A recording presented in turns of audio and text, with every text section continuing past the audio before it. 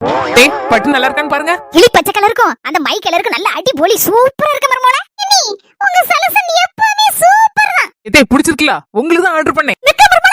ஆமா தே உங்களுக்கு தான், நீங்க வச்சுக்கிடுங்க. ரொம்ப தேங்க்ஸ் மர்மோளே. ரெண்டு பேர் பாடு பேசிட்டு இருக்கீங்க, சோறு போட்டு கொண்டாரேன் உங்களுக்கு. டேய் அம்மக்கா உனக்கும் பிடிச்சிருக்குன்னு நினைக்கேன். இடி 4 இடத்துக்கு நீ போவ, நீனே வச்சுக்கடி.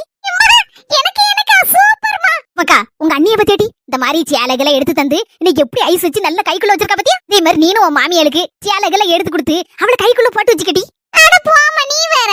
எங்க போனாலும் அதுக்கு ஒரு சேலை எடுத்து கொண்டு கொடுத்துருவேன். மறுநாளே மொவள வர சொல்லி நமக்கா கொண்டுட்டு போ. நல்லா இருக்கும்ல உனக்கு கெட்டதுக்கு அப்படினு தூக்கி கொடுத்து விடுவா. அதுல இருந்து ஒரு முடிவு எடுத்து விட்டேன். இனி இந்த கிழவிக்கு ஒண்ணு வாங்கி கொடுக்க கூடாதுன்னு.